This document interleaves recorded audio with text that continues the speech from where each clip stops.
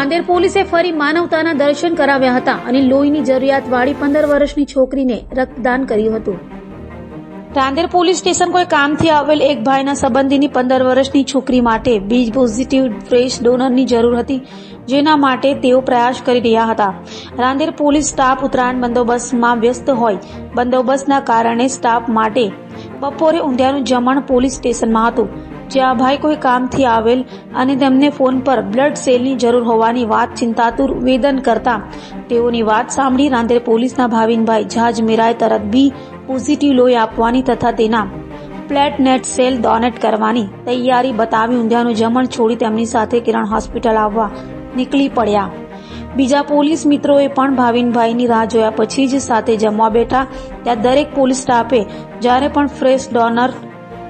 જરૂર હોય મદદની તૈયારી બતાવી। આ પૈકી કિરીટસિંહ રામસિંહ રાઠોર,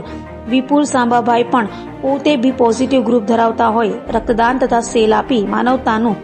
ઉત્તમ ઉદાહરણ પૂરું પાડ્યું હતું। આથી જણાવવાનું કે મારી ભત્રીજીને બ્લડનું કામ પડ્યું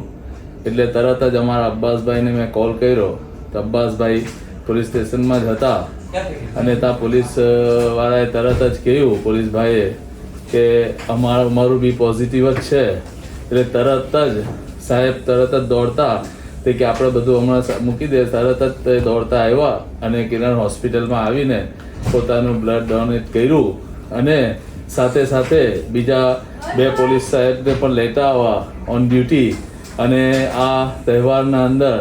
અને આટલા તહેવારના અંદર પણ માનવતાનું બી કામ કર્યું અને પ્લસ તહેવારના અંદર જે